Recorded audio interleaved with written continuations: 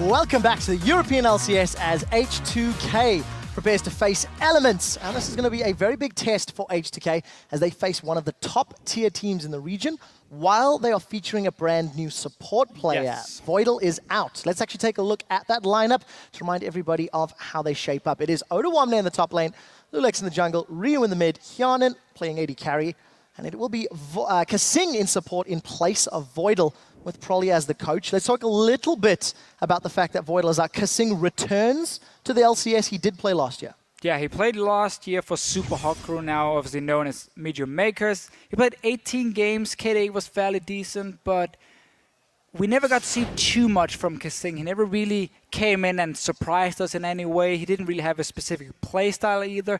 His mechanics are good. He can make some big plays.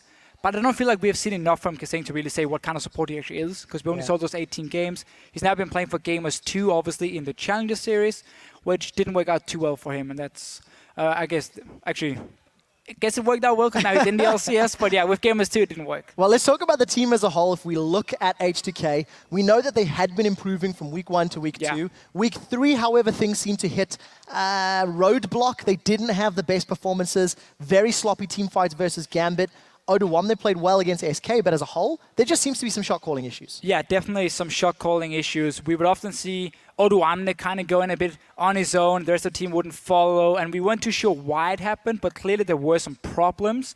And we actually even had Hyanin talk about it, so we can just see that now and hear what he says. We have some problems in the shot calling in the later game. Like, it gets a bit of panic, I think, in the team. And wanna really like go all in all the time when it's not always the best call. We're not always in the team 100% agreeing to the call, so it's like, I don't want to go here, and then it gets a bit hesitant, and it's not all in every time, every engage, so we have to work on that for sure. It's quite nice to hear the players talk quite openly and honestly about the problems that they have. Yeah. And something that we were talking about after watching that clip is how Odawamne and Voidal in particular were quite out of sync last week. We'll need to see if Kasing can help resolve that problem. Their opponents is going to be Elements. Let's take a look at their roster lineup. Same as always, Wicked in the top lane, Shook in the jungle, Froggen playing mid lane, Reckless AD carry, Nif support, and Mart the support coach, rather. Supporting coach. Supporting coach, as it were. Elements, surprise last week. I think Shook's Rengar really stands out in my mind. It did for 2 reasons. First of all, game 1 of the day for Elements, or in day 1 of last week, where him and Froggen together, the Rengar-Lissandra combo was perfect. Shook had 100% kill participation, 24 KDA. It was absolutely insane. And then the next day against SK Gaming, he picked Rengar again. We had the same combo between Rengar and Lissandra from Froggen and Shook. And this time he was actually the person in that game-winning teamfight, we can say, for SK, who went in on his own, a bit out of sync, which basically was the problem for Elements. They played a comp that was very hard to pull off. You had to engage perfectly together every single time.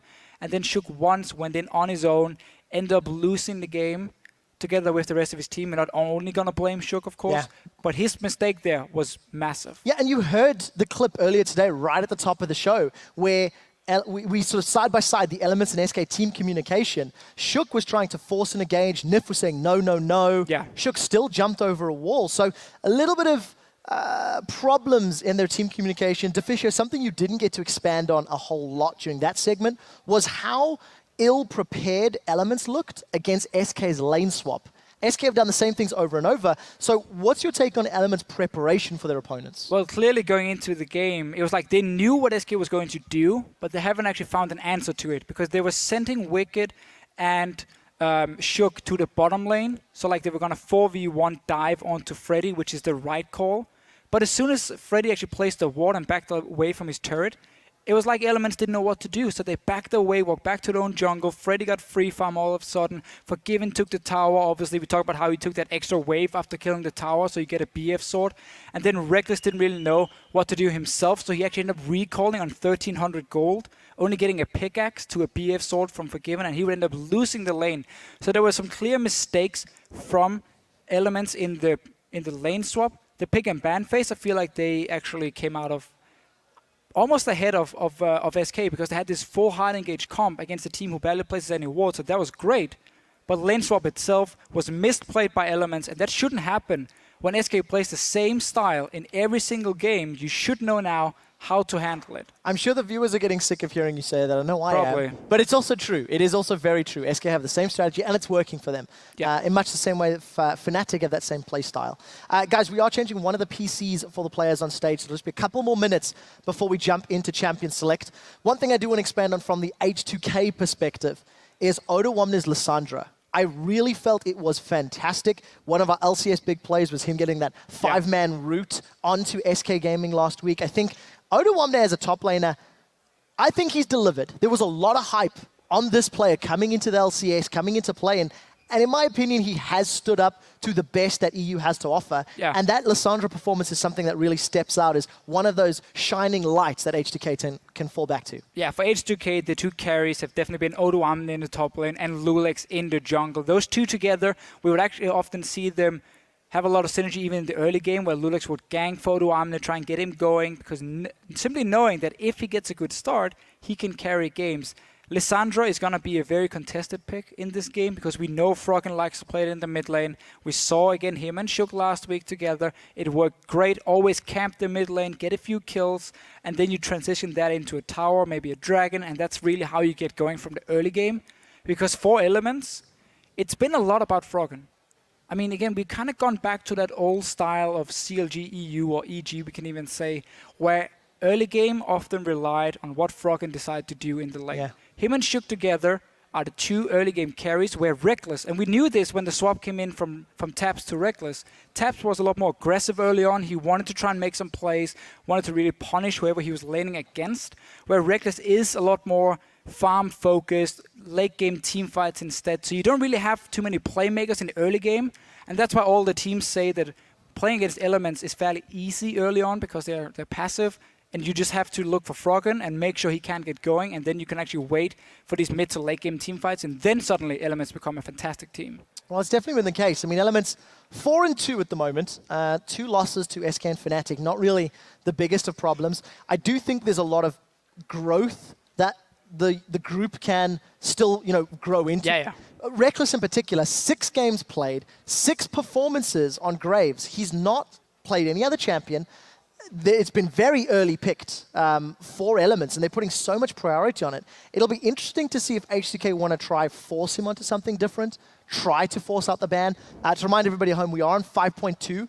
Tristana is available if anyone wants to pick her up. I know we think there's the possibility of seeing her today, or this week at least. Yeah. We need to see how picks and bans plays out. Hopefully we should be getting to that in just a few minutes. Hearing a lot of mixed opinions about Tristana. Some teams consider it to be really, really strong and definitely a top 80 carry pick. And other teams say, nah, her laning phase is too weak. We prefer the likes of a Graves over it. I wouldn't be surprised if Reckless was more than happy to play Graves into Tristana in this game here if H2k wants to pick it up for Yanin. So we're going to have to see. But it is a late game hyper carry still that can fit in with the style of Elements. As long as they do well in the early game, you can have Reckless on a late game carry and he can do well. But he's really preferred these lane bullies instead. And obviously the Graves in this case only.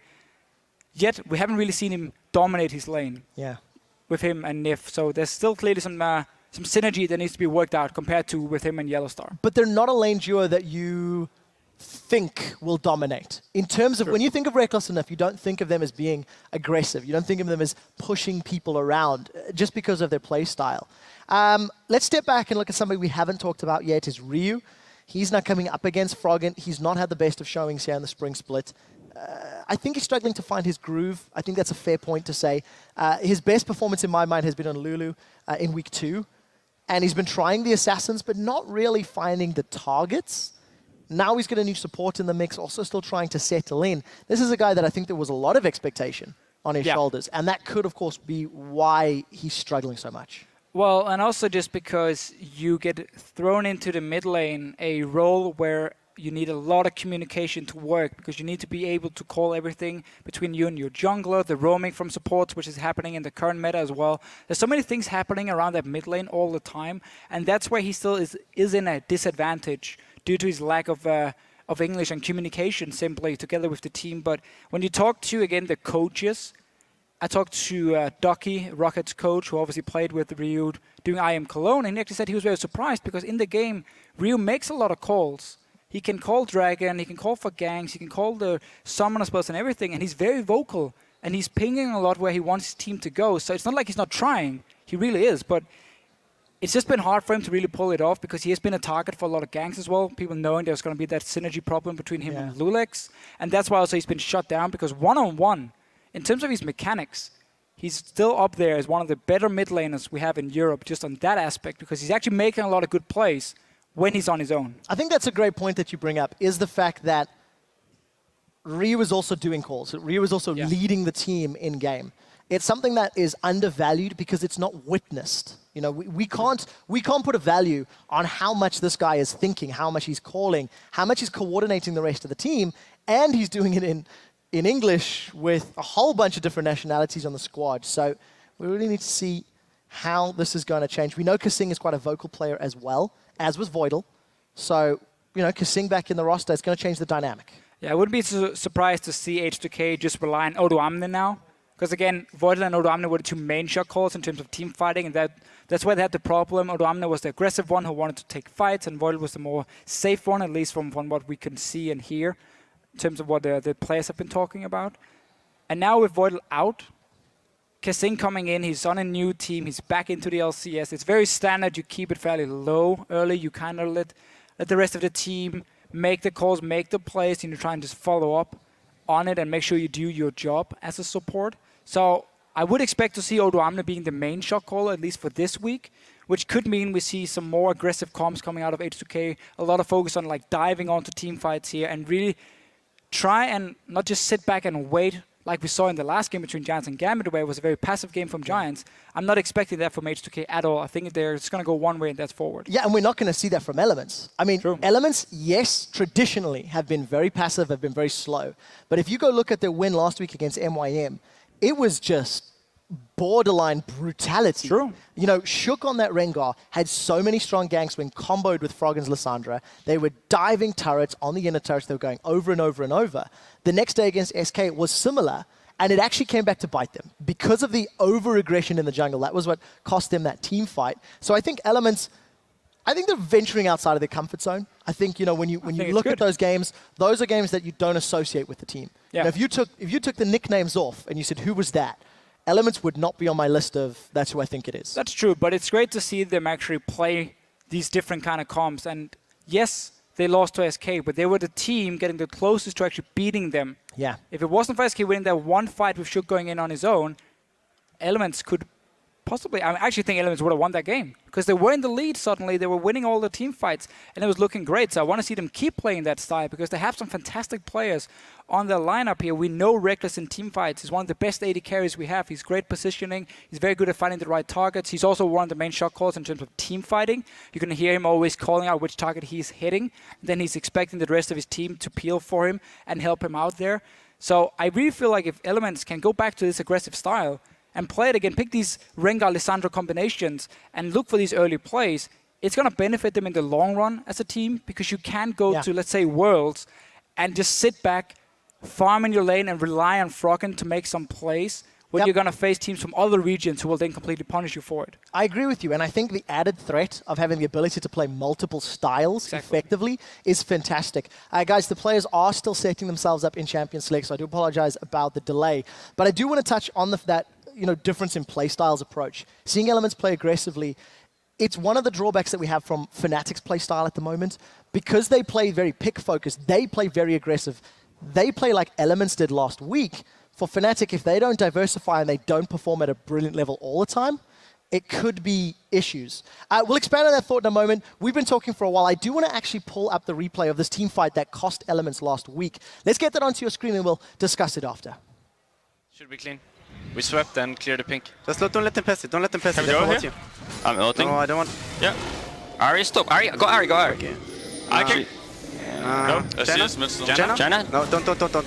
We don't. Take care of your split. Yeah, back off. You don't want to fight. If I miss my ulti, don't go. We need help. Pink, back off. Defensive. Stick together. Ari, stay together. I'm on Jarvan. Six on the side. I can't. They can't walk in. We're gonna win this. Careful. Lucian in the back. See in the back. Have to go in the backline. He's one shit. I can't. I will see you enough. Can't get it. There's so much to talk about from that. I mean, Yeah. the biggest thing that stands out for me is actually Shook engaging after Nif had very clearly been like, no, and then Shook hops the wall. I mean, there's clear disconnects between who's listening to who. True. But in that case, I mean, Shook is a jungler who's actually very known for kind of making his own big plays. Yeah. And he wants to be one of the jungler star players on the lineup. So for him going in there, it's kind of him just seeing, okay, I can actually try and go and get a bit of poke on in raid and then backing away. I'm not sure. I don't think he's actually expecting the rest of the team to follow him. I think he just wants to get a bit of poke on in raid and back away. Clearly backfires for him. But we also hear, again, the communication from Alliance in these, or Elements, sorry, in these fights. They are fairly messy. I mean, it's a lot of yelling between a lot of guys here trying to call out targets, where SK, on the other hand, were completely calm and just said, you know what, I'm just going to engage here from Svenska and locking down 4 targets, and then you didn't hear anything for a few seconds before they said, okay, kill this guy, done. Yeah, definitely not the case. All right, unfortunately, guys, we are going to throw this one over to the analysts because they are still fixing that computer on stage. So for the time being, Shocks and Crepo, take it away. Yeah, well, actually, I just want to say so many times I've been in those chairs having those delays. I just want to give back to community and trying to fill some time and a really quick shot and the physio there. Thank you so much. We could actually start by talking about the team fight. We saw we already showed in the A block as well, and then you had a lot to say about it. Then you couldn't say everything you actually wanted. Something very interesting that Trevor picked up was the fact that we hear Nif calling. He says, guys, I missed my ultimate. No, don't go in, don't go in, don't go in. What is that attributed to, that they don't listen, or is it that they don't listen in that specific time? Well, I think the sound is like off by like half a second compared to what's happening, so it's not as drastic. It's more like, you know, they're looking for a target. That's every time that's the composition works. You know, Rengar puts on his scouting, and then you look for targets, you know, and it works really early in the game. But the farther you push SK back, the harder it becomes to like find them and be able to close in on them. And the only target there wasn't raided, but even if they went on him, it would have been sloppy. So I think Nif was in the right there calling no. But then again, if you're in Shook's position and you see an opening, and even if your team says no, and if you're 100% sure it's going to work, you can go for it, and it backfired, and that's going to happen, you know. But I still wanna compliment Elements. They're going for these aggressive styles. They're no longer playing that game that everybody hates, and it definitely was a very interesting match altogether. I think there was a lot of. I watched this match today, and there was so many like details in it that really made for good to like decent play, at least in the European LCS, compared to the match we saw like earlier just now, Gavit. I don't know. Then I'd rather watch another Elements SK match. Well, I love that you bring that up, and I think it's actually funny that you say I'd love to see another Elements SK match where they play so aggressive in the early game, because it has been the problem. And to be fair, it's only been 1 or 2 games that they have been that aggressive.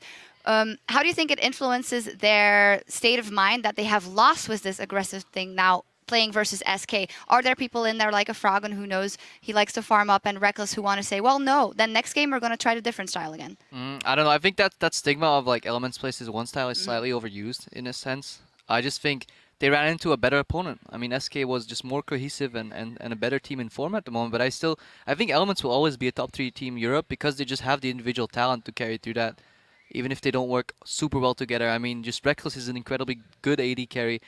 From laning against him, the thing that separates people like Reckless and Forgiven is when you seemingly catch them off guard by having like a level 2 spike up on them, surprise level up, and you go all in. Instead of running, they take the fight to you and they sidestep, you know. So whenever your Thresh hits level 2 and you flay Reckless and you're like, okay, I'm gonna get this guy, I'm gonna get first blood on this LCS top 80 carry. No, he just sidesteps you, trades you for damage. Forgiven as well. He'll dodge and trade that into an advantage, and that's the thing we see in these players, in the SK lineups, in the Elements lineups, that we're kind of lacking in the likes of say H2k. I mean, I like what for example Odoamne is bringing to the table. I think he's one of the better players on their team, but the bot lane definitely needed some improvement, and I really hope that bringing in Kasing can maybe help that for Hjarnan. Yeah, glad you brought that up. A couple of things we've seen in features from H2k is that shot calling was maybe not 100% at all of the times, and we did also know that it was both Voidal and Odoamne shot calling. How can this improve now? Will it maybe put too much pressure on Odoamne? I mean, conflicting voices are bad. There's this saying that says like it's better to follow five guys following a bad call than being divided and just not listening to it. So it does put a lot of pressure on Odoamne, but he seems like a very confident, like sturdy fella that can handle it. So it also relieves the pressure from Kasing if they tell him, hopefully, hey, no shot calling, just play your game, give your input here and there. Kasing does communicate well from having like I've only had a couple of laughs there, a couple of games with him. And he's a native English speaker. so he can speak English pretty well, unlike myself, where I sometimes use the wrong words. Hey, we appreciate it anyway. You're a forgiven man. Well, you're not forgiven, but you do No, duo sadly queue not. with him often enough. Talking about bottom lanes once more, you did say that you think that maybe the bottom lane for H2k, even with Yarnan in there, might have not the best experience versus Reckless and if they decide to go 2 versus 2. I think Reckless and Nif are more experienced, honestly. I do it a little bit with Yarnan, and you could definitely tell that he's not used to having a super synergy with his partner, because my pride and butter is like level 2 spikes and all-ins, you know, and capitalize on that level advantage and then go for it. And you could definitely tell that Yarnan was not used to playing that style. So his laning phase needs some work, whereas I think Reckless is a lot more experienced. He's an older player, even though he's still so young. So I think if they end up playing 2v2, having Yarnan with a new support against an experienced bot lane, I think Reckless and Nif will definitely come out on top there. It's very interesting that you that you're not on a team. You get to play with Odo's 80 carries. Who is the one that you've learned the most from? Because we know that you always take a very teaching style when you're streaming. Yeah, honestly, like my problem is that I inflict my style too often on other people, and I just want them to play like I do. But obviously, if I'd be super great at this game, I'd be here over there and not over here, so I still have to learn. I think Forgiven's style is really interesting. Forgiven, for people that don't know, the way he plays the game is he likes to push and poke you on the tower. So you'll never see Forgiven hold for an all-in and then go all-in and just try and burst you. No, he'll push you on the tower, and the beauty in his play, and that's something you should really, if you find replays of him, or if you find the camera on him in the LCS, is the way he plays on max tower range. So tower range is certain range, he'll stand right in front of it and he'll land auto attack after auto attack. A poke from Caitlyn's Q, from Graves' Q, uncontested. Basically, the enemy will be forced to auto-attack a minion to get that CS. Forgiven will put damage on him. If the enemy trades with Forgiven, they trade damage. Still even, but the guy will lose the CS, and they're constantly pushing it. And that's where I think SK can be exploited, because Forgiven and Raiden almost always do a push. They have some wards, but if you repeat gank them, put some pressure there, and basically like try to tilt him, and put some pressure on him, and make him forced into a pattern of events that he's not used to, then you can maybe capitalize him. Because if you leave him alone, he doesn't lose a single CS. It's a beauty to watch him CS, because sometimes as a support you have to help your AD carry. You're like, okay, I'll prep this. I always mess up. It's like hands off. You know, dude got it all on his own. Occasionally you can ask him politely, "Can I have this relic stack, sir?" Please. And he'll give it to you. But yeah, I think it's a really beauty to watch, and I think Reckless is similar in that they are very, very mechanically adept. They don't drop too much CS. They know when to play. And they trade really smartly, and that's something, if you're an aspiring AD carry, definitely watch these pros and learn from that. Which we will do. In this one also we have Lulix going up against Shook. Lulix had some hard words for Gambit before their game last week, and then they ended up losing to that team. We know he's very aggressive early. He likes to thread the needle when it comes to clearing all his camps before he goes back. And then we have Shook, who we've seen, if he gets to be aggressive, that is his favorite playstyle ever. Will Shook in this one try to undermine Lulix's path? Depending on the picks, I think Lulix got punished last week as well. I don't recall which match it was exactly, but I think he was on Elise, and you saw him clear the entire jungle, and then he got screwed on his red buff, because he does it every game. He starts at one side, clears all the camps, ends up in his second buff, basically on 100, 200 HP. If you find yourself to be there, you'll kill him. Sure, he'll try and ward, and he'll do it carefully, but you can definitely invade him and definitely screw him over, and I think that happened, and I hope he learns from it, because every time I've had him in solo queue, I've told him, Lulix, just let me get that Grump. Don't be the greedy jungler, because eventually someone's going to punish you. So I'm glad somebody did. And I think Shook's a smart player that could punish him. But Shook's up and down, you know. You never know. But I definitely was impressed by his Rengar. The synergy he and Froggen had in that Rengar Lissandra mid ganks, it looked really smooth and easy, but it's really hard to pull that out, because it's split-second flashes, split-second bolas. You don't want Froggen to use his claw too early, because if Lissandra out of the blue uses their claw, you know Rengar's coming, but you can't use it too late, because by that time the guy is already out of the bola. So you have it's literally a difference between 0.2 and 0.4 seconds, and they had that bang on. They basically bursted the enemy mid laner without him even being able to use the flash, and it was beautiful to watch. Yeah, they got that down to a T, that combo. Now, while we're swapping computers on stage, let's check in with you at home. Earlier, we asked you, who do you think is the most underrated player in the European LCS right now, and why? And here's what you had to say. Our first tweet is from @CurtisGorner. The most underrated player has to be Steelback. He's consistent and is left alone more than any other ADC, yet never behind. Greppo. I agree to an extent. I think Steelback's a solid player, and he fulfills his role, what Fnatic requires of him. So we often see Yellowstar roam at minute 4, for example, go behind mid lane with Annie. But I haven't seen Steelback forced in a situation where he doesn't have to do that. I want to see Yellowstar and Steelback lane 2v2 against the better bot lanes in Europe, and then I'll agree to being underrated. Because right now, I feel his laning is mediocre, let's say. He's definitely not bad, but by no means he's a definitely good player. And in team fights, I think he spaces decently well. He definitely contributes to them. But I feel if Borak or Yellow Star rather gets punished roaming and gets forced into that 2v2, then I want to watch him, see what lane synergy they've developed over time, and then we can truly judge if he's like the complete package. Because he's mostly playing stuff like Corki, which is really easy to farm in one lane and just sit there and let your team pace around the map, and then join them for these power spikes, you know, the Trinity Force, Magic Pen boots, and then go for the objectives. But definitely, I think he's rated just fine, actually. All right, then. The second tweet is from @Kilo1. He writes, I think Kikis is one of the most underrated players. He's very proactive and seems impossible to limit and ban out. Yeah, well, just ask TSM. Yeah, this is definitely interesting. But of course, the TF jungle is not going to work anymore since they I want to believe. they changed the jungle. So for people that don't know, what the beauty of Kikis was that he found out he could reset camps like 10 times in a row and basically take no damage while jungling. Right off Sweet Watch Time was like, maybe we should put a cap on this. And they basically let it so that jungle creeps reset faster now, so you can't endlessly drag them in and out of their spawn point and just kill them that way. But it was nice. I really respect people that can find these innovative picks, because in my history as a player, I've fallen in patterns more often than not. And then a half a year later, I'm looking back and I'm like, I was doing this for way too long. You know, this was out of the meta by this point, but I was still latching on, thinking it was a good idea. So I have a lot of respect for people that can break through the metagame, whether it works or not, and just try new things. And Kikis is definitely one of those junglers. Yeah, and extra respect because he might be new here on the LCS stage, actually, with that team, the Unicorns of Love, but he has so much experience in his backpack, and he still comes out with his new strategies. Our last tweet is from @MartinEmil Soren. He is often looked at as the weakest mid laner in the LCS, but this season, he's been consistently good and even solo killed Froggen. Yeah, well, like, Froggen did tweet after that one, can someone learn me how to tower dive? But truly, Soren last week as well has definitely stepped up for the Wolves. Yeah, I've basically, whenever people say Soren, I'm like, like what is my opinion on that guy? You know, I haven't seen him screw up majorly.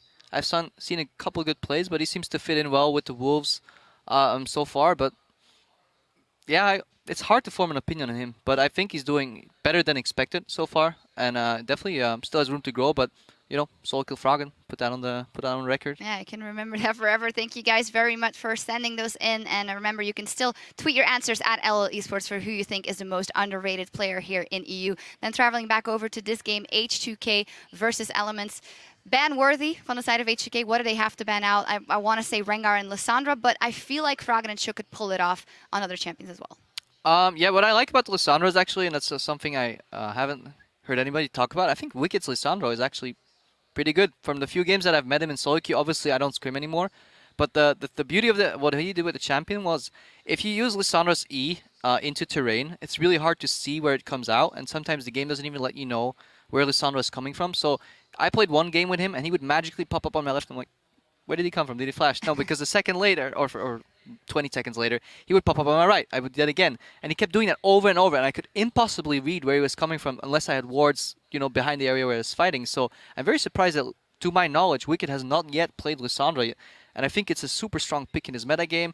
And I'd like to see them, maybe, if they get it, just get in on Froggen and then rotate to Wicked and surprise their opponents, because if H2k gives Froggen Lissandra, they probably have a plan to counter it, and that could throw them off. Yeah, it would be surprising because Odawamne with H2k having first pick showed some big plays on that Lissandra before as well.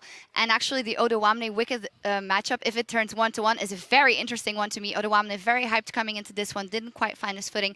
And Wicked, he's always been steady, but can he really rise up in this split? Yeah, Wicked gets a lot of flack, going back even the build on Rumble last week. And that's where I think, I don't know, peculiar, but yeah, we'll see. Maybe his build today will be slightly better, and Alliance or Elements rather. I keep forgetting. Yeah, CLGU in my heart will come out on top today. We will see in just a bit. We're all set on stage, so let's kick it back over to the casters. Thank you very much, guys. All set on stage. Hopefully we can jump into picks and bans very quickly, as PCs have been replaced. Took a little while longer than we were hoping. But yeah, Elements, you know, we did play that one side of the story where they didn't follow all of the same calls, but leading up to that, there were a number of very good team fights, a number of very good calls. Exactly. So, you know, it's a little bit unfair that we've only showed one clip, and we need to see which Elements is going to show up today. I agree 100%. They had some very, very good team, but leading up to that one where the coordination was perfect. And now into champ select here. I really want to see if Lissandra is going to be a ban or potential first pick coming in, because we know Elements love to play it. And we have seen Odoamne as well look very good on Lissandra. Yeah, and Lulex does not want to face the wrath of a jungle Nidalee once more. He gave up first blood to Kikis last week against the claws of that Cougar. Off the table, Zed instantly follows, as you predicted, Deficio. Lissandra off the table. Quicker pick and ban phase from these teams. Annie removed as well. Rengar is still up. Shook has had some fantastic performances on that Rengar, as is the Rek'Sai. Yeah, but remember the Rengar from Shook has been with Froggen on Lissandra, which is now banned away here, so we can see him fall back to the standard Shook junglers, the likes of a Jarvan and maybe a Lee Sin coming in, and Rek'Sai, of course, still being open in this pick and ban phase. Other than that, I mean, the Annie ban is a little bit funny because we know Nif loves to play Leona, which is actually a good pick into Annie, and yet they banned away here simply to get Kasing out of his comfort zone. Yeah, I think that's a great point that you bring up. Kasing's first game back on the stage in many months. Nah taken off the table from H2k. Castellan off the table from Elements. Rek'Sai is available. Jarvan is available. LeBlanc, Ari, Graves. Number of these sort of high priority picks. If Wicked wants to run the Rumble, possibility is there. However, as Crepo alluded to, itemization, some thoughts that he's going to need to prioritize. And Azir is once again actually left open. He's been one of the strongest picks whenever he could actually finally get picked up by teams because he's been banned so many times. And yet in the last game, we actually saw him fall all the way down to the last few picks for Giants on the blue side. And in this case, it's not going to be Azir either for H2k. So Ari first pick from H2k. Ryu once again going for the assassin. Played it once before. This will be his second showing. It was a loss previously. And we heard Nick earlier in the day talking about Ari on 5.2, which is the patch we're playing on. All of her mobility, all of the damage that she still has. Yeah. Still a terrifying threat. Simply more about the consistent damage you can now put out in team fights than the straight up burst through a charm which amplified the damage and a DFG to do the same and then just like burst down one target. More team fight focused, honestly, from Ari. And obviously her laning phase is a lot safer than before with this movement speed from your Orb of Deception when it's flying in the air. And honestly, again, you don't really tell too much, except you know Ari is going mid lane. She's not a flex pick, and that's normally what we see from these first picks, is that people will always take flex picks first. But Ari, clearly H2k, really putting a lot of focus here on that and for Ryu. So we need to see how they make that work for them. Elements hovered over a few champions for a while, ran the clock down in its entirety. Shook with some looks there towards Mart as we see Prolly chatting away. Rek'Sai was locked in for Shook. Nif is going to get the disengaged support Queen, Janna. So this actually explains the Annie ban coming in from Elements because they weren't planning on running Leona this time around with Lissandra being banned away as well. So they have gone away from this very hard engage style we saw last week with Rengar, Lissandra and Leona together and instead picked a Janna, a support a lot of the teams in Europe seems to forget about. She's still considered one of the best in every other region, but here in Europe we see so much hard engage coming in from every single support player, meaning it was left open. Nif picks it up, and again, the bans now make a lot more sense from Elements as well. And H2k have locked in hard engaged champions into a Janna. Jarvan plus Sivir. All of this mobility and in-your-face speed and engage. I'm really interested to see how they decide to play around the Janna, because Elements have the opportunity to knock them back at the very least. Right, but the thing we always have to remember with Jarvan is once he goes in with the Cataclysm, if he gets knocked back, it doesn't matter because the Janna is still stuck in there, or whoever is being locked in from Elements, meaning with this extra mobility from a Sivir, from an Ari, you can get back into the fight. So that one disengage from the Janna shouldn't be enough with this much mobility on the side of H2k, but we're gonna have to see if Elements want to go for this maybe hyper carry style, because you have that early Janna, maybe a Pokecom coming in. Doesn't look like it though from the first few picks. Yeah, I don't think so either, and H2k had some pretty questionable team fights last week during their games. Let's see if they've learned anything. Lucky number 7 as Reckless locks in his Graves. 6 games played, 4 wins, a 9 KDA. Reckless's champion pool consists of 1 Froggen playing the LeBlanc. Last time we've seen him playing that, he had the DFG, no luck this time around. Yeah, and we've actually seen this matchup in the mid lane, Ari against LeBlanc, quite a few times, and it often goes into favor of LeBlanc simply because you have distortion, so you have the dash early on before Ari hits level 6, and you can use that to dictate the pace of the lane, when to trade and when not to trade, and that's why Froggen is picking it in this game here. And also, obviously, your ability to pop a target when H2k is trying to just rush onto you with all this mobility, get the flank from a LeBlanc. Sivir can die if you just dodge around that spell shield instantly. So let's see how H2k round out their team composition. Elements have got the disengage and the pick potential from multiple champions. H2k locked in some front line and some more mobility and utility. H2k with really a very strong team fighting comp. Yeah. Not a lot of damage though, so pressure on both Hyanan and Ryu to get themselves in an advantageous position.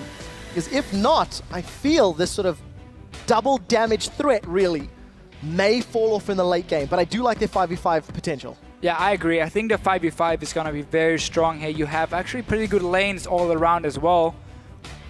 Maokai, one of the few tanks who can hold his own in a one-on-one, but Sivir into Graves is always a tough matchup because Graves can fully control the lane, but Sivir can always sit back and just try and farm and push out the wave as a kind of a defensive playstyle and just pick up farm and not allow Reckless really to take any good trades with him here from the side of H2k. So all around, a very standard comp to be honest, but a good comp with a lot of different tools to play, different ways of playing team fights, but his late game with the double damage threat, they might fall behind. Well, Elements round out their team composition with a really summer split Wicked champion, Lulu, which he played a large amount of last year, only one game this year. More disengage tools, mobility, survivability, and some late game AP damage to back it up. Elements with a fairly non-traditional team comp that we're seeing in the 2015 season. It's a bit of a strange comp coming in from Elements. Because typically if you go like Janna Lulu, again, you want to have like a hyper carry for the late game, or when you want to have like a long range siege, because you can then group up very early, take down these towers, and you can always disengage through Lulu and Janna if someone tries to engage on you from whatever side it is. And that's what you typically see paired with these two supports, we can call them, obviously for Lulu, top lane here for Wicked. But they're actually running with the Graves, which you often see fairly short range, very mid-game lane focused and mid-game focused. And the same can be said about a LeBlanc coming in more assassin style. So a bit of a mixed comp, honestly, from Elements. And I really want to see how they want to play these team fights. They have a lot of defensive tools to stay alive against this fairly tanky lineup from H2k. But then you're going to rely late game on Froggen and Reckless being able to take down targets. And against the Maokai Jarvan, again, that can be very tough. Well, comfort picks could be the name of the day for Elements. You do see the team compositions there on your screen. You guys know the deal. Tweet us, #H2KWin, or #LWin to @LOL Esports, and let us know who you think's going to pick this one up. I think for Elements, going back to a style that will be comfortable, that has scaling options, you can see on screen H2k versus Elements. Banners are lit up as we are onto the Rift for a fairly hefty delay there. Finally, we can see who's going to come out ahead. Elements 4 and 2, H2k 2 and 4. And it's H2k that are ones that need to find some sort of magic and maybe upset the apple cart. Yeah, I really want to see Elements try and force standard lanes here. The Graves, Janna, one of the best dual lanes we have. And obviously the Lulu, while she won't be able to kill a Maokai, she can push him down and get a lot of damage on that tower throughout the laning phase. And that's also why we see Elements now. They do this very often, invade in at level 1, place a lot of deep wards down so they can actually try and spot what's going to happen here and get all the information you need. Complete advantage to Elements, 15 gold. It's game-changing to Nif. Well, let's see what they do with this vision, as you touched on. It's actually replied by Kasing. He's going to be playing Thresh this game. Also one of his most played champions from the summer split of last year. Kasing's always been a player that's played meta real. Yeah. Never been always been a very standard support. I mean, he came in, he replaced We Will Failer back in the summer split last year, and again, he had solid performance. We never really got to see too much from him. He didn't stand out as a special kind of support. Just good all-around, plays the meta picks as well. One thing that we do have to highlight, while he was playing alongside Mr. Riles, we saw more from Mr. Riles than we have seen this year. You know, Mr. Riles plus Kasing delivered slightly higher performances than the Mr. Riles Nisbet lane that we're currently seeing in 2015.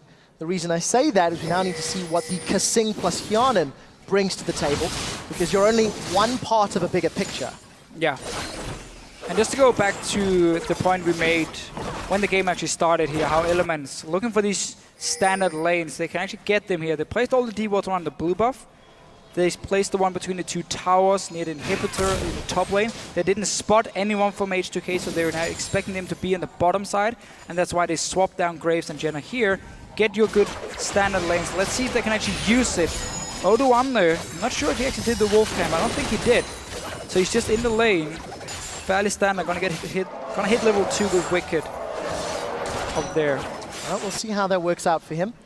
Reckless and Nif, we touched on their sort of lane presence during the build-up and the setup for this matchup. They've got that, you know, sort of defensive support, but when you combo the knock-up and the slow, there can be a lot of damage that comes down. Kasing, oh, he gets the death sentence. Nif is in trouble. Ignite is out. He's forced to flash. That's first blood for Hyonin. Kasing shows up in his debut performance in 2015. So because Elements was running around at level 1 here trying to scout out where the lanes were going, they didn't get to do Gromp at level 1, while Hyonin and Kasing did the Crooks, got the early level 2 as well as soon as they got into the lane, forcing Reckless and Nif to then back away from the waves and be in a very big disadvantage. And then one hook from Kasing, you get your first spot here. So simply because Elements were looking again to see where H2k was sending their dual lane, they couldn't do a camp at level 1, fell behind to it, and now gave up a first spot to Hyonin.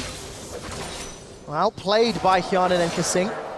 Reckless and Nif living up to expectations, to be fair. But big wave in front of Reckless. It's not going to hurt him too much as far as experience and gold goes. We'll need to keep track of those numbers and see how Hyonin decides to spend his money. We did catch some glimpses of Wicked as well as Froggen putting a lot of pain down onto the respective lane opponents. Froggen in particular with some cheeky distortion ethereal chains plays. And we catch our first glimpses of both the junglers. Fairly standard starts, both going for their farming items and just trying to get some power spikes before they look for opportunities to gank. Yeah, and still, just a big mistake in that bottom lane. You should never be in range for that hook coming when they are level 2 to level 1. So Nif is not going to be happy about that one. Yet Reckless to get some farm on the turret, but again, he's been forced to go back now. Not having enough gold really to pick up anything other than just a Dorn's Blade and boots, meaning he's again even further behind compared to Hyonin, who's already gotten a pickaxe. Well, let's see what Shook and Nif can do. Kasing is going to flay Shook backwards. Death sentence goes way wide. Double knock up from El Nif, but not going to follow up with anything further. And we need to see how Hyonin can make use of this additional attack damage with that pickaxe and the ability to push the wave if he wants to.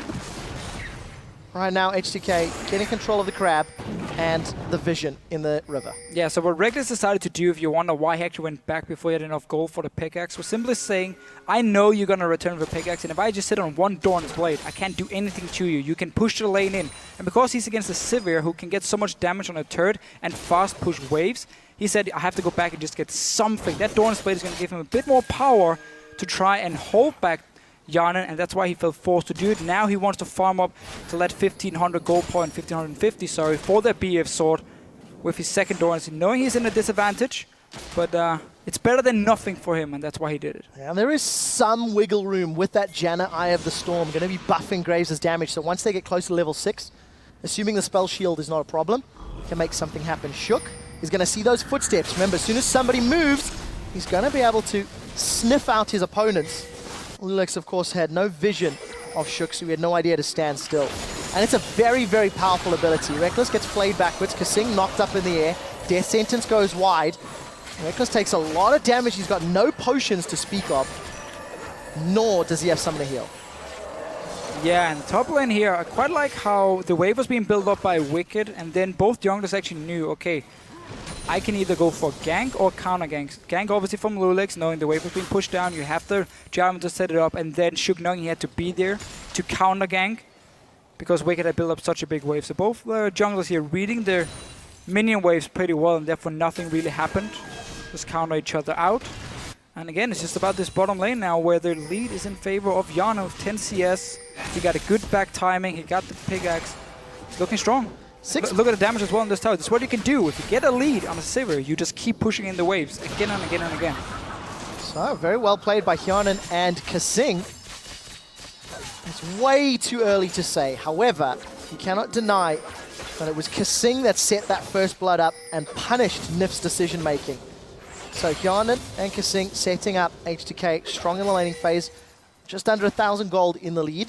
Some small CS advantages in that bottom and middle lane. However, Wicked doing a good job against Maokai, as you would somewhat expect from the fact that Lulu can bully a Maokai. But early Dragon here for H2k, this should be uncontested. Good timing again. You can see how Reckless was down to 50%. I believe Nif was actually out of mana. He started recalling, and then H2k knew, okay, we have all the pressure in the bottom lane, we have all the pressure in the mid lane. Notice how Froggen is pushed to his tower. He can't go anywhere. This is going to be a free Dragon. You don't even have to invest into any wards, which is always the big deal. You have to decide, is it worth spending 300 golds on pink wards to get a Dragon or not? In this case, they didn't have to use anything, just use the lane pressure to get it, and H2k playing it by the book here early on, using their advantages they do have. A very smart play. Shook has earned himself a small CS advantage as well, using that mobility of Rek'Sai to give himself a small lead in the jungle. It hasn't equated to itemization just yet, despite having a few extra wards. Decent sapling from Odoamne is going to keep him from being ganked. Elements not off to the strongest of starts. You know, you were talking about the laning power that Element's team composition actually had coming into the game from Picks and Bans. Unfortunately, they really haven't been given a chance to push it out. We see that Froggen has missed a wave in that middle lane. He's dropped 12, 13 CS behind. Obviously, Reckless is, you know, even, but there's a big wave pushing towards Hyanan, so he's going to pick up this small advantage. You know, this laning phase going in favor of H2k. So again, simply because Elements were late to this bottom lane, didn't get to do a camp and then got surprised.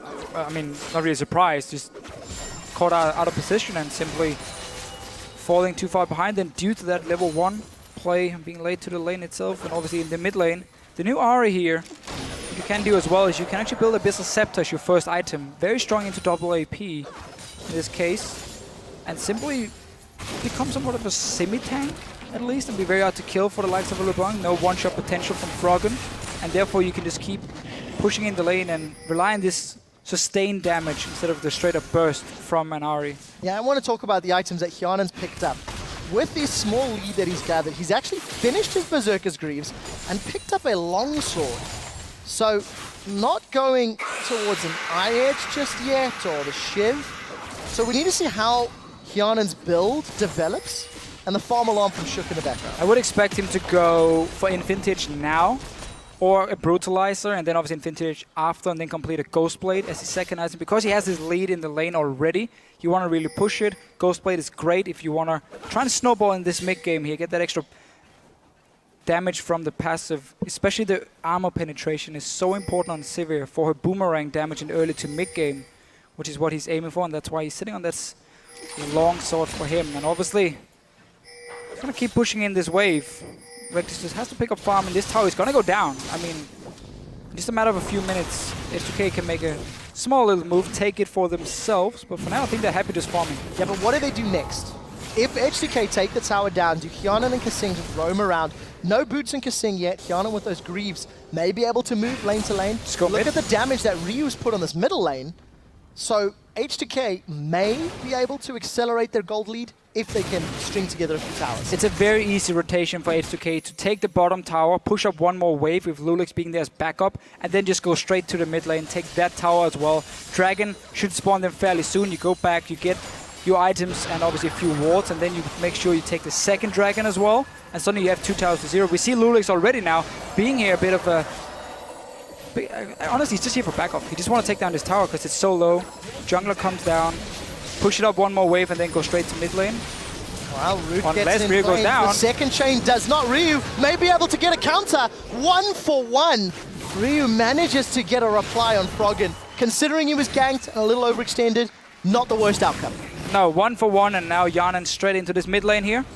Pick up some more farm for himself. It does again delay the push a little bit. For H2k, the Ryu went down. They would actually prefer him just sitting there and pushing in the waves, and then wait for them to come and take the turret. So delaying them a little bit. And a 1 for 1 trade. Kill for both the mid laners.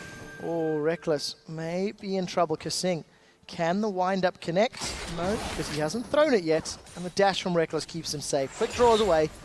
Kasing continues to help Hyanan farm away. 117 CS to 97. That's a 20 advantage.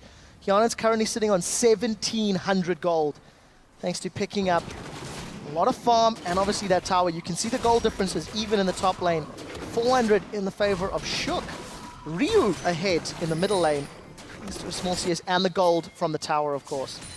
But it's really the bottom lane, 1,000 difference between Hyanan and Reckless. Yeah, BF sword now picked up for him. He can go straight to mid lane, take down this turret, and then return to the bottom lane when Reckless had already pushed it out. But again, Elements, they're expecting it, so they keep ganking Ryu in here. Oh, Ryu's in so much trouble. Knocked up, locked down. Death Sentence connects. Shook is the reply. Here comes Lulex. Cataclysm is available. He slam dunks down onto Froggen. Look for the right target. It's the one with the chain. Hyanan continues to auto attack. That's a double kill for Hyanan. The brains of H2k managing to be in the right place at the right time. TP from Wicked's not going to be enough, and H2k set their sights. Yana should go bot lane right now. They can take this turret without him, Kasing and Lulex together, and then a big wave is coming in from Reckless, so he can again take that farm, defend his own turret. H2k right now playing really well, taking every single advantage they can. So once again, Elements here, they want to keep trying to shut down Ryu. First of all, get Froggen going and try and stop this mid lane push. But because H2k are now moving there from the base, they can pick up the first one, take Froggen as well. Teleport actually coming in from Wicked. Despite it being way too late, Odoamne cancel as well, so none of the top laners have teleport here. But then, because they get these 2 kills, H2k can just send their AD carry to the bottom lane. We see Hyanan there now. Get the farm, get obviously the mid turret. So 2 towers now for H2k. Really playing it well. And this all comes from the bottom lane being won by H2k. Dragons, turrets, everything.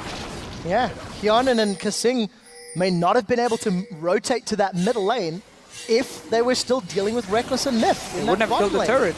So we do see Kasing 0-0-3 really setting up H2k here in their opening match of week 4. Second dragon secured to back up their 2 towers. Shook, that's the second blue buff in a row that is stolen, so not too bad. And now with Dragon gone, you can send your AD carry to the top lane instead and push in that tower because there's no global objective he has to be on the bottom side for. Odoamne though, 1v4. Oh, this is so much trouble. There's damage on Shook. Shook's tanking the tower. He manages to get away, should be able to heal up. What will they lose in reply? Elements get 1 kill, and it looks like somebody's recalling. We see Lulex and Ryu hammering away on this inner turret. Reckless is waiting on the sidelines. Froggen is still going to stick around up top. They've set their sights on Hyanan. Hyanan's got a triple kill, so or 3 kills. He's worth money. Froggen wants to blow him up. You do see the spell shield up. It gets popped. The chains do not connect. And Hyanan stays alive. So, tower still standing up top for H2k. I didn't see if it fell in the inner. Mid turret went down. And it did. Yeah. Simply just pushing it in with Lulex, Ryu, and Kasing, and Ryu actually placed a ward on the side here, trying to zone away Reckless so he couldn't go in and ult the wave. The tower blew buff as well. Element should be able to take this one for themselves, but it's only going to be 1 tower. And H2k really controlling the map. I like the way they're moving around Hyanan here, and I like the way they're reading Elements. Okay, you want to dive the top lane with 4 guys? Fine, we can just push in the middle lane already. We already had the wave under control. And again, making sure they stay ahead in gold. Chains go wide once again from Froggen, but he manages to keep Odoamne away. Elements secure their first tower of the game. They've still got 3 kills under their belt, and they find themselves 1,500 gold down. It's not an insurmountable lead, that is for sure, but Elements need to be a little careful with the dragon count. H2k have had the timing and the control. They're just going to get more and more of those buffs.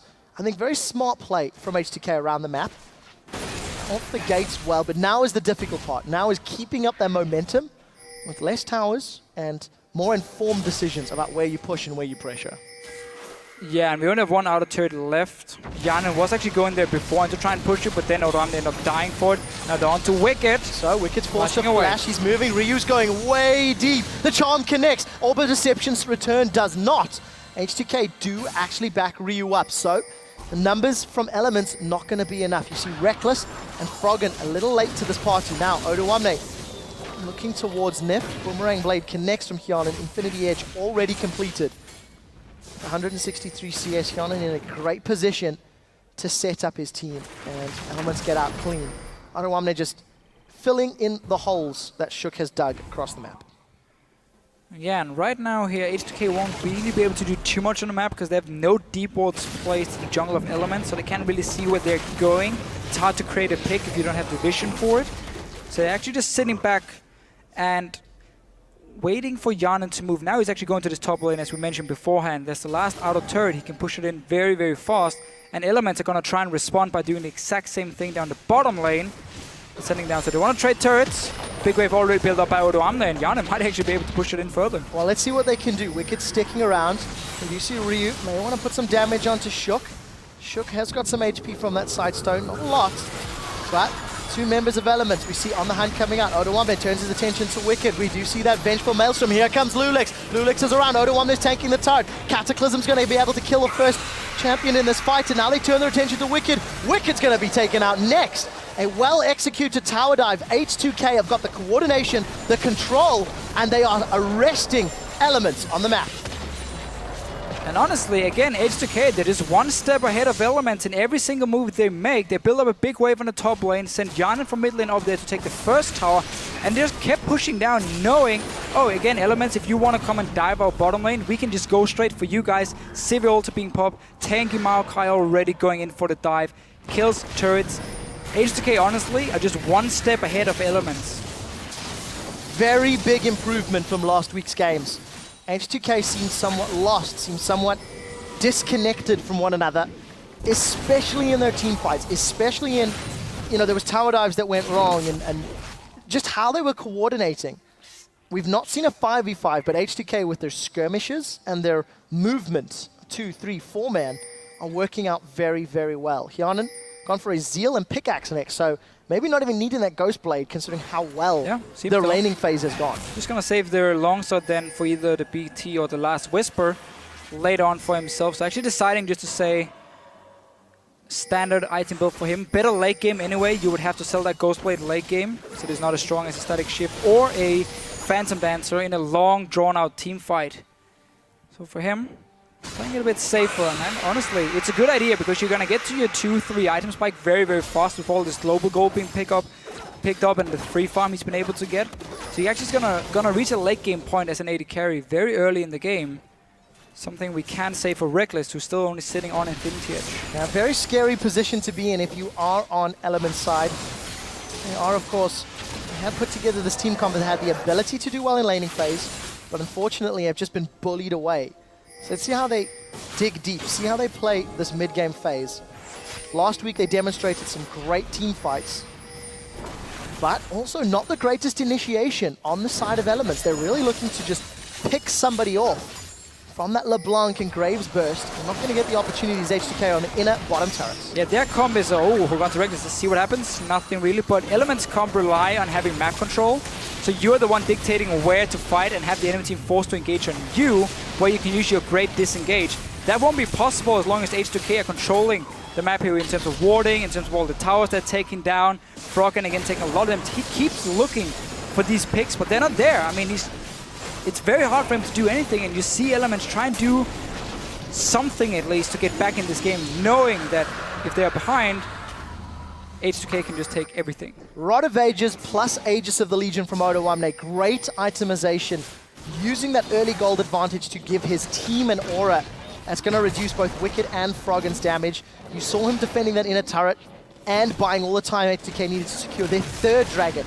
In the very last game we witnessed, Giants lost control of the dragon, and when eventually they decided to fight, Gambit were able to win, get that buff, and slowly close out the game.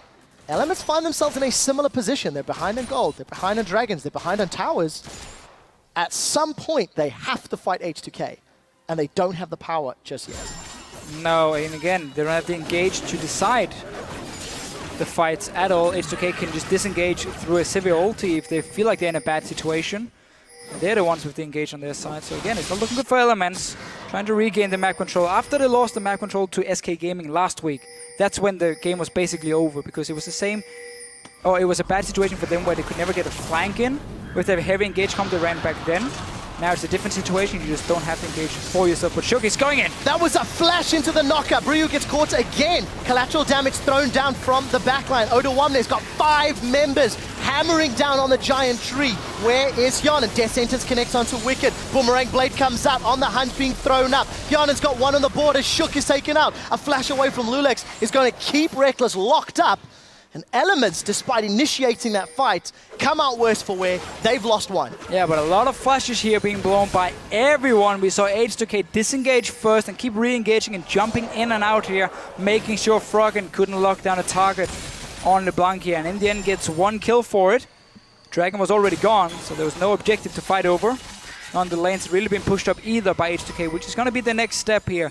If they want to continue pushing further into the territory of Elements, then you gotta get these side lanes rolling. For now, the top lane is pushing, so you can go bottom lane here, force Elements to stay and defend, and wait for this wave top to get some damage on the turret, or at least hope that Elements can lose a lot of farm from it. Well, Shook has not had an aggressive Rek'Sai ultimate yet, has been using it just for that mobility and to get back into the jungle. He's built himself up a 30 CS lead, so it's at least giving him some gold. Randu and Zoman and that Ninja Tabai already completed, reducing the damage of one, and that's Wicked dead on the background. I didn't even see how the damage got to him. I think a Boomerang and Orb of Deception. I mean, Wild Growth was available.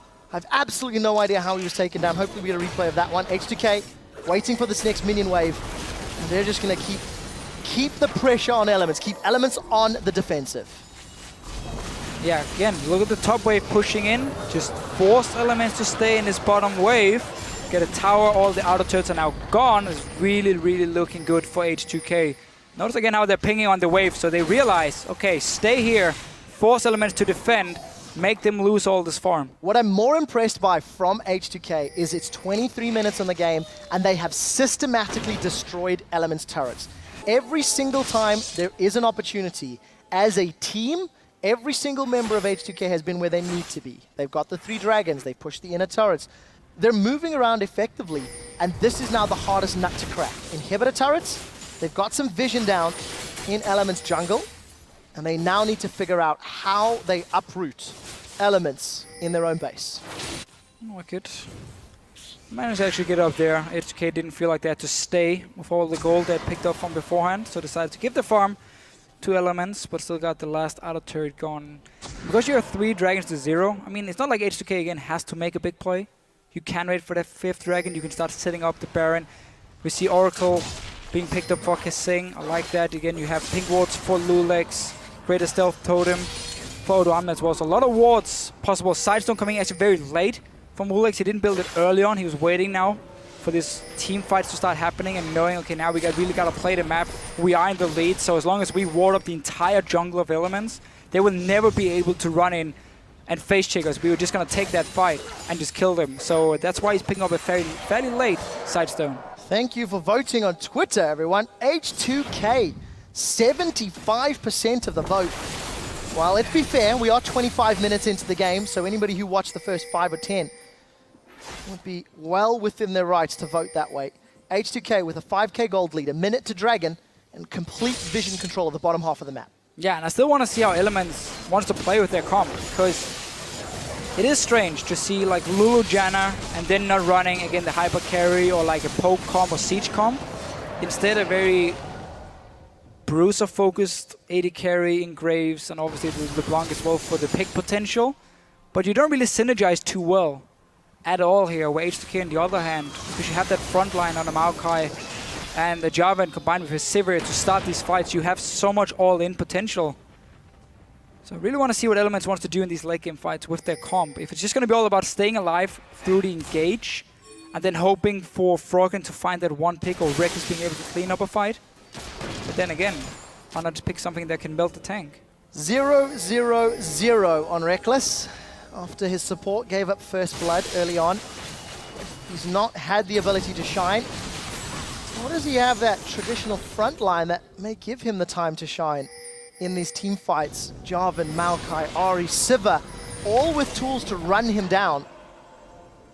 But H2k need to find him in a position where they can. Still pushing the wave, doing a decent job at the side lane control for H2k. I must admit, I'm a little bit surprised Locket is actually on Odoamne. Because you've got all this global gold, that's where normally your support can get a fairly early Locket for himself. Instead, Kasing decided to get the Ruby Sidestone, so he wants that one extra ward because he knows, again, there's going to be a game of vision and a game of H2k forcing objectives now. But He could have gone like full tank Maokai here, and then late game a Graves is not going to kill him, and Lulu's not going to kill him, and LeBlanc doesn't want to use all her burst on him either. So had he just gone full tank, I think that would have been better for H2k and use all the global gold to get the locket on Kasing instead. Lions managed to recall from the top lane, but they're going to be late to this turret. H2k have found a window of opportunity. They have punished Elements. They've got the turret, and they're going on the inhibitor. Inhibitor's down to a third. On the hunt, thrown out from Hyanan. He's looking for targets. Charm doesn't connect. H2k get the objectives and get the hell out of Dodge. Inhibitor down. Elements, they're left floundering. Yeah. All game long, starting in the laning phase, H2k has just been, honestly, the better team in this game here. Every single move they've made on the map resulted in them getting a tower or dragon. 4 towers to 0. The shot calling looks great for H2k suddenly. And I'm actually really looking forward to see if they can finish the game now. You have Inhibitor gone in the bottom lane, which means you can bait out this Baron here, have the super minions push in the bottom side, force Wicked to stay back and defend. Get full control around this Baron and bait Elements into a bad fight, or take it for yourself, wait for 5th Dragon, go finish the game. H2k are demonstrating how to take advantage of a lead. From getting first blood on their AD carry, they were able to push each and every lane respectively over the course of the next 15 minutes. That has allowed them to escalate this lead, and with super minions in the bottom lane and Reckless dealing with them, H2k are so confident they're starting Baron. But you have teleport in your top lane and you send your AD carry to deal with the bottom lane. Clearly Elements are just going to give up this Baron here or hope for Shook if he can like steal it, but no, it's not even nearby. So Elements actually deciding to say we can't fight for Baron no matter what. So we just give Reckless the farm in the bottom lane. He needs that last whisper anyway, because these 2 tanks are gonna start building armor soon. For now, they're just sitting on some magic resist against the double AP of Elements, but we know they're gonna start putting in these random entombments. Deficio, Elements gave up the inhibitor from poor positioning. They gave up Baron from being splits up. Honestly, it looks like they've given up this game because there's no plays. Yes, they were behind, but they've not had the defensive wards they need to. Now we do see H2k with Baron buff pushing down this middle lane. Hyanan takes a lot of damage from Reckless. This may put a big halt on the siege. Let's see if he can regen with that Blade of the Ruined King. And how much deep vision H2k set up on the back line. Shook is looking to fight here. Well, let's see what they can do. Kasing gets slowed. Odin 1 there's gone in. Ryu's going to flank from the side. The first victim is Nif. Cataclysm goes out. We see the flash forward. Charm doesn't connect. Wicked splitting to the left. Reckless splitting to the right. Wild Growth is up this time around. Orbit Deception's not going to be enough. Froggen re-engages as he gets caught up in the end. The collateral damage plus Froggen. They get 1, lose 2, and an inhibitor. Baron buff on those minions. H2k, they're on the Nexus turrets. They're going for a 30-minute victory. H2k are there. Hyanan's got the damage to finish this one off. Elements are not going to be able to defend. And H2k with a stunning victory over Elements. Rise above, show that their substitution pays off. They've got the win. And honestly, that was a stomp by H2k. Hyanan on this Sivir here did such a good job of getting that early lead and just pushing down every single tower for himself. Look at that, all hugs around. Kasing Kaching. If you are an H2k fan. 3-4 now. H2k may have the makings of the Alliance curse from Summer Split. Remember Alliance won every game, then lost every game, then won every game, then lost every game from week to week? H2k went 2-0, 0-2, other way around. 0-2, 2-0, 0-2, and they've got a win now. Got a win now, But for what sure. a convincing win. Again, fantastic game by H2k. I don't even think they made any major mistakes at all, and that's not something we see very often. Even in professional games, there's always something you could have done better, but in this game, the way, again, they play around the lead to get in the bottom lane, Lulik's coming down, take the first tower, you go straight to mid lane, take the next tower, send Hyanan top lane, take another one, and again, Elements with their comp, once you fell behind, you suddenly couldn't start anything because you have no hard engage, and you are relying on them engaging on you and you disengaging, but this wasn't through team fights that H2k won, that was just map pressure, taking down outer turrets with your AD carry, and no, like, it's not even like, so the wave clear on Elements would have been mainly from, again, Reckless and Wicked when it comes to if you're sieging on a turret, because again, LeBlanc can't really jump in and clear the wave if you're standing right in front of her. But you never got to that point either because Elements were just spread out on the map. And Sivir just pushed every single lane for herself. Got all the turrets. Yeah, very stern looks there on Froggen's face as he packs up his gear. I think, yes, H2k played a near flawless game. The composition of Elements almost allowed them to do that in some ways. Yeah. There was very little tools for Elements to make use of that they could punish H2k. But the one thing I do want to highlight is that comp, you alluded to the lane presence and the strength that they had in the early game. Elements just didn't show up. You have to question, did Elements feel they were going to outclass their opponents individually? Hence, they could go for a less synergized team comp? Because it simply did not work out. I think this is a comp that works really well in scrims. Because if you get standard lanes and you play really aggressive in your laning phase and you win it, which you can do, especially with like Graves, Janna, obviously we know Lulu is going to have the pressure against the Maokai. He's not going to kill him, but she's going to be just fine in the lane itself. And then obviously you're banking on the fact that the Graves is going to win his lane, and you use that to simply kind of snowball from laning phase. And then once you get the lead, it leads into getting to the deep wards, and suddenly now H2k find themselves in a situation where they have to engage on you. You have the Lulu Janna to disengage. You have the LeBlanc for the pick potential. So in that way, it could have made sense, but you would have to win the laning phase then for Elements really to pull this off. And by having that dual lane coming so late to the lane, not do a camp at level 1 like we saw Yanin and Kasing do, and then yet for some reason die to that level 2 all in when you're only level 1. Yeah. Giving the entire lead over, because notice how Reckless had to go back to base to time the recall of Yanin, and then he would come back with a Dawn's Blade and boots to a pickaxe from the Sivir. So obviously it was just heavily in favor of H2k after, and that was basically the problem. Also Froggen losing lane 1-on-1 to Rio, actually. At least his tower was very low. He's slightly behind in CS. Even with Shook trying to come in and help, it didn't work. The thing is, it really felt like a team victory. Kasing punished Nif. Nobody can deny that fact. Nif was out of position. Kasing, made something work. But what really impressed me was just how coordinated they were moving around the map. It was systematic. It was efficient. That was a 30-minute victory of one of the teams that is meant to be top 2, top 3 in Europe. Yeah. And I think that's a lot of testament to, the potential and the capabilities that H2k as a team have. And I also think we have to ask Hyanin. Next time we talk to Hyanin, before the game we had a clip and he felt the shot calling was an issue. Is potentially the substitution of Kasing in there, who we know is vocal, is that what has helped? Or what is it that allowed them to pick up this win? Again, tiny sample size. It's one game, but it's one very, very interesting and impressive game. Yeah, and the question now for H2k is, can they do the same tomorrow? Yeah. Can they do the same next week? Because, again, last week they went 0-2. We sit here and praise them. We actually did the same in week 2. Said, they look so much better compared to week 1. Yeah. They're back here. They're looking like a strong team. When you talk to the other players, they always say that H2k is fantastic in scrims, but just can't really show it on stage. Except for right now here, 30-minute win against Elements. 3-4 they find themselves in the league. And for a closer look at that H2k victory, let's send it over to our very own Belgian Wafflers. Thank you very much, Quickshot. We're here with the beast bottom lane for H2k, Hjarnan and Kasing. Congrats, fantastic victory here versus Elements. Kasing, your first game back in the LCS, you decided to go ahead and beat Elements. You were still very nervous when you sat down here. Talk us through the emotions of getting that first victory in that new lineup. Well, it kind of felt like back when I was in SHC during the first time I subbed to them. Like, I miss the crowd and stuff, so it's good to be back. It's good to be back. Elements will probably not feel the same, Crepo. Yeah, I just want to go back to the champion select. So everything went fine, and then the last pick for Elements was a Lulu. Were you guys happy to see that? Because they ran basically like this double AP into a Maokai and typical Element style where they have like so much peel, but they kind of don't have any aggression. Was that something you guys expected from them, or?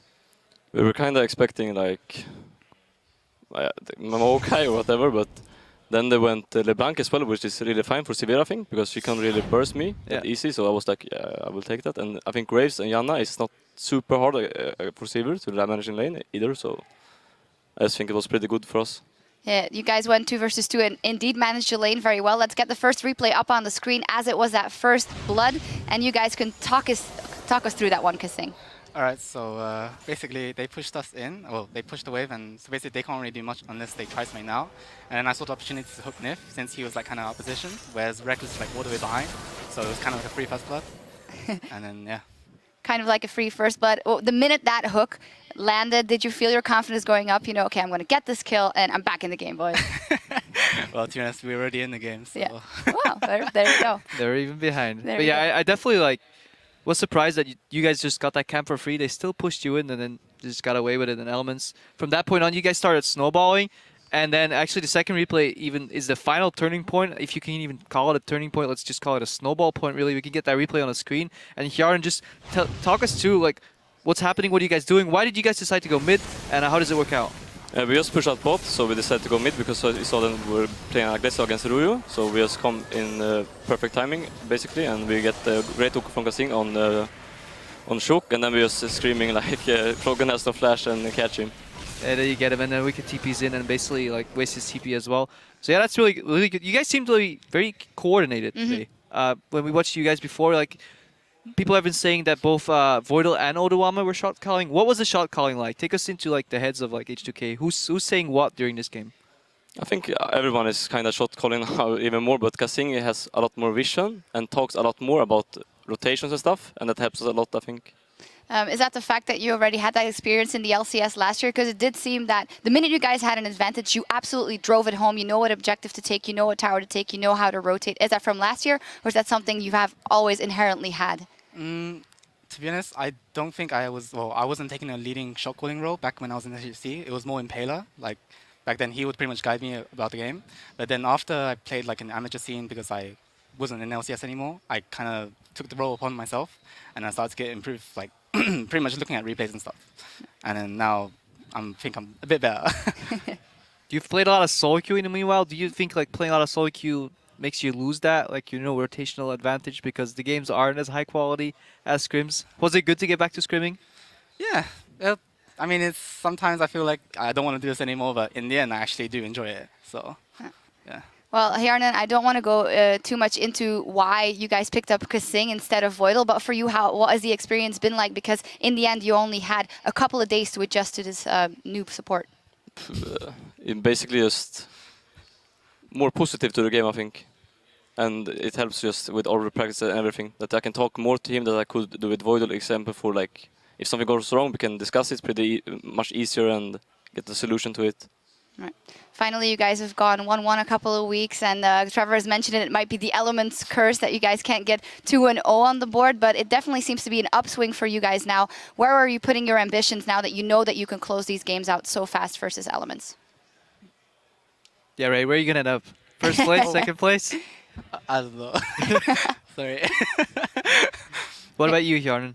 I don't Have know. any ambitions? Don't know. 4 or 5. 4 or 5? 4 or 5, there you go. Just play and keep on playing like that. Thank you very much and congratulations. Coming up next, Meet Your Makers will take on the 5-1 Fnatic. We'll be back in 3.5, so don't touch that browser.